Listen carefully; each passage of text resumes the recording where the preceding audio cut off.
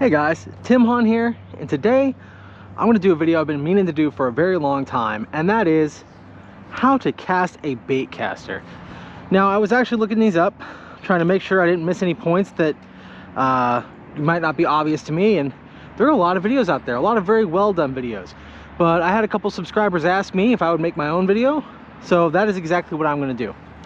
So to start things off, you're going to want to think about your line and your lure. And what I mean by that, if you're taking a bait caster out and you've got an exceptionally heavy or an exceptionally light lure that isn't rated for your rod, you're not going to get ideal results. Ideally, when you're practicing, you want to put a lure on there that is right in the middle of your rod's rating. So I have a 1/4 ounce to a 3/4 ounce, so a 3/8 or a 1/2 ounce would be perfect for what I'm doing right now, which is exactly what I got. I've got a 1/4 ounce weight, 3/0 hook, and a stick bait right there.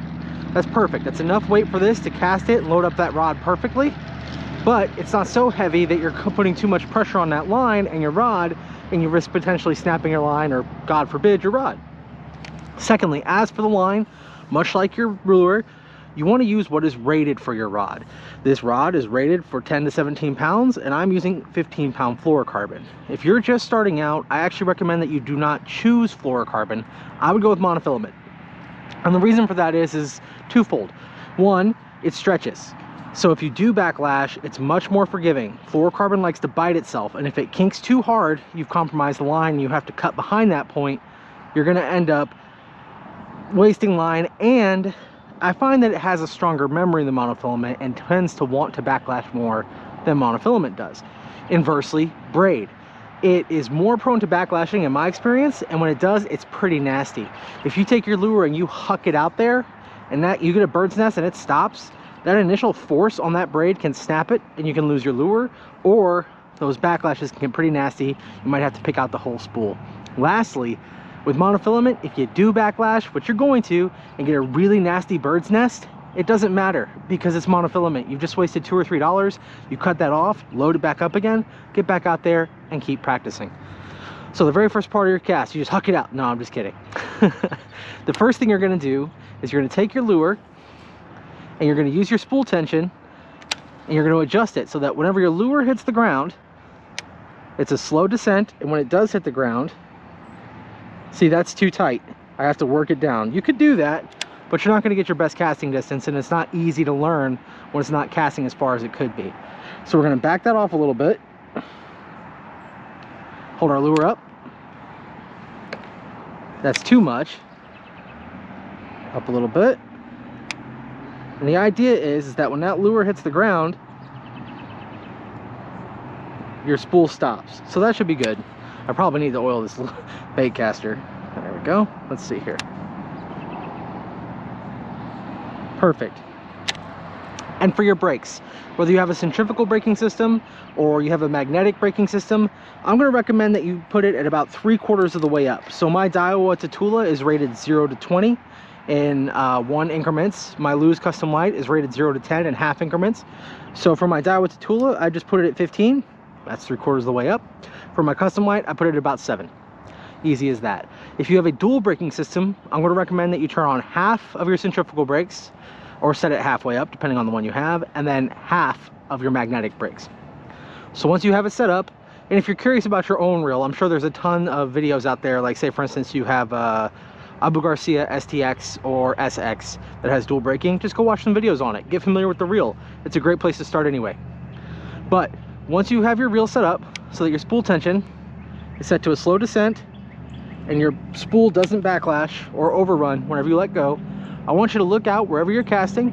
I recommend the water, and pick 2 points. I'm going to pick that pole right there, and I'm going to pick that pole right there. So once you have this set up, you should be able to cast your points, especially the close one, without a backlash. But what you're going to do, you're going to lock that elbow in close. When you go to cast, it's not an axe chop, it's not a baseball swing, it's literally in the wrist. A circular motion at that. Now, in my videos, you'll see me, I'll look where I'm going to cast and then go. But when I do, I try to do one fluid motion, not a start, stop. Because what that does is it either A, launches that lure way too high and then you peak, so that lure slows down but your line does not, or you just straight into the water, which tends to lead to that. And this actually plays to the point, is that if you do this with monofilament, not only does it tend to pick out easier because that line is stretchy, if it does get bad, or if you do crimp your line, or if you do have to cut out a bird's nest, it's okay. It's just monofilament. It was $3 or $4 worth of line you've just lost, as opposed to $10, $12, $15 worth of line. When you cast, you want to try to practice keeping your thumb in constant contact with that spool.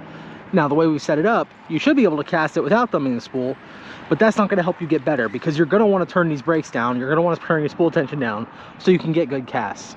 But what I want you to practice doing is fix your eyes on your spot and practice stopping that lure right as it hits the water.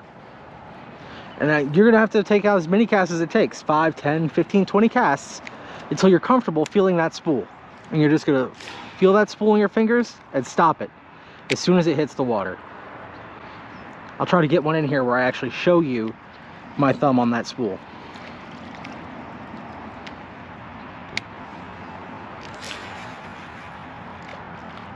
Just like that. I hope you can see that. It's hard to look where I'm casting and look down at my reel at the same time. So, once you've taken as many casts as you need to where you're getting comfortable stopping that lure as it hits the water, and you're getting pretty close to your casting point, I want you to go to your second casting point and do the exact same thing.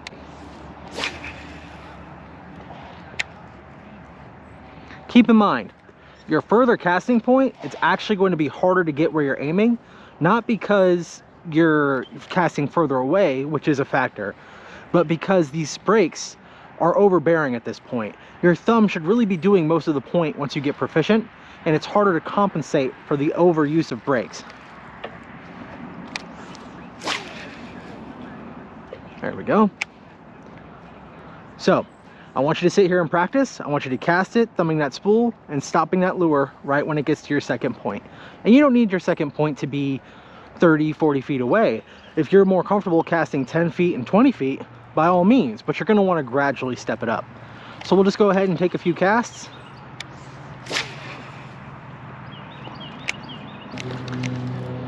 Once you've taken your practice casts, again, as many as you need, we're going to take our brakes and we're going to turn them down to about halfway. At this point, you're letting your thumb control it more, and I want you to go back to your first casting point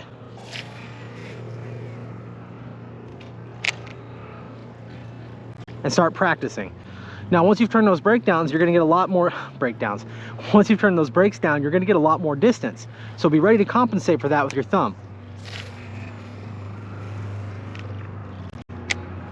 I casted it between, wow, between the fence and that pole. I could not do that again if I tried. That was awesome.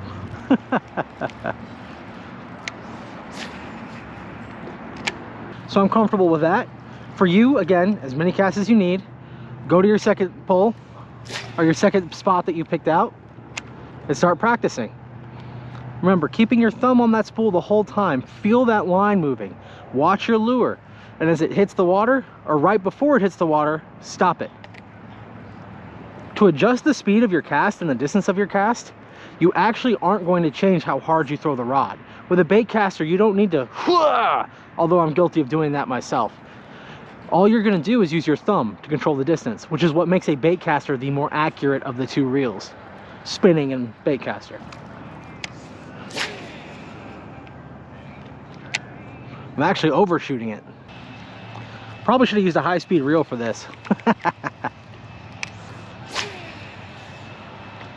Oh, hit the second pole, which is okay. The reason I recommend that you use water for this, because if you're out casting in your yard, you don't really, that gets caught in the grass, it kind of spins a bit, you might get line twists, which I find tends to lend itself to backlashing. So I recommend you go out, find a dock, pick 2 points off that dock, and then do as I've just described. Something just tried to eat that Senko. Do as I've just described. There we go. I'm hitting that second pole every single time. Now, you've taken your casts, you're confident, you're comfortable, you've maybe backlashed once or twice, but the majority of your casts are good. I want you to leave your brakes alone at about halfway, and you're going to turn down that spool tension just a hair, and I do mean just a hair. Now your thumb is going to play an even larger role. If you drop that lure now and you let it hit the ground, you're going to get a few overruns, which is okay. This is where you want it to be once you've become proficient. A lot of guys, and I'm not one of them, can set it so that their spool has no sideward play, and that's it. Their thumb does the rest. I'm not that good. But now we've got our thumb playing more of a part than ever. Our brakes are still at halfway. Go back to your first spot and cast. And you might notice, as I just did, every time you make an adjustment to your brakes, it's going to change where you're casting. You're going to have to get used to it. And the only way to compensate that is practice, muscle memory. Once you get a reel set really well, if you don't change the weight of lure you're throwing, you really don't have to change it. Unless there's wind, of course. Wind is always a factor. And once you're confident and you can start hitting it accurately, or at least close, and you're not backlashing, just follow the same procedure. Go back to your second spot.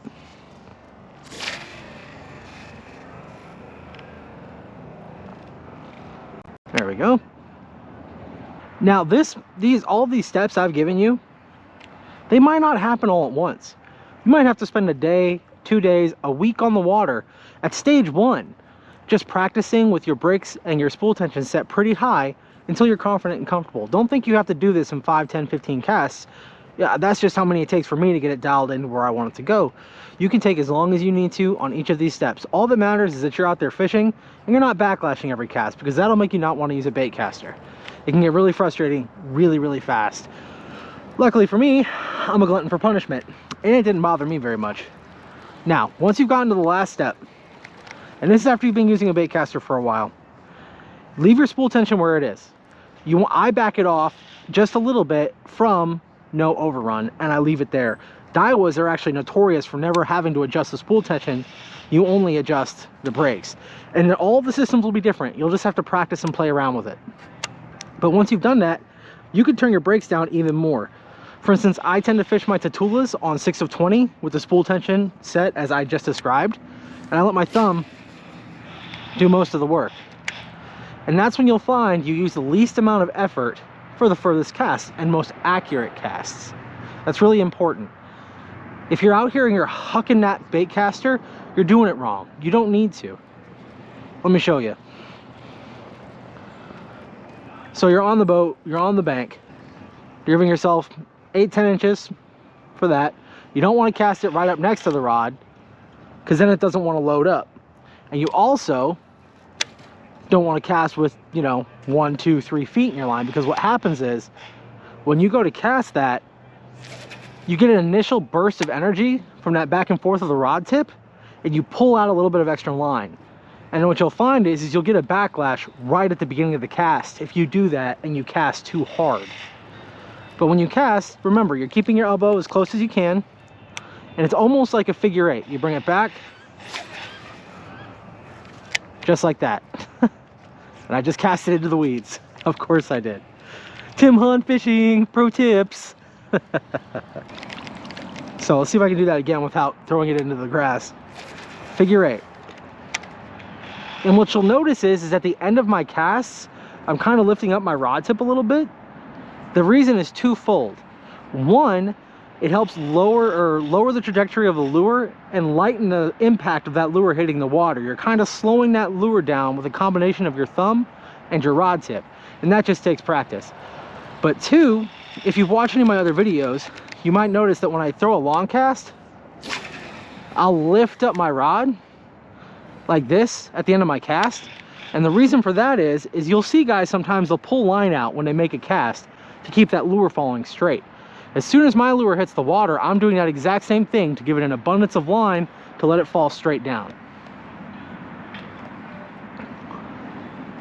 But that's about it, guys. Let me know. This is my very first tutorial, my very first time trying to teach somebody to do something on my channel. If there's anything I didn't discuss that you want to know specifically, ask me down in the comments below, and I'll let you know. I'll respond individually. Or if there's some glaring issues that I missed in this, or something you thought I didn't explain well, heck, I might even make another video, upload another one. But that's all I got for you this time, guys. I love you. Remember, stay safe, stay happy, stay healthy. God bless you. Keep fishing, and we'll see you in the next one.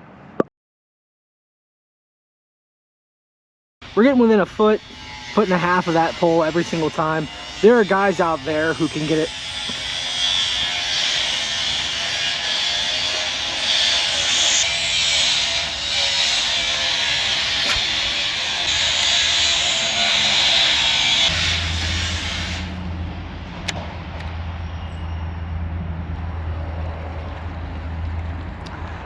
as I was saying.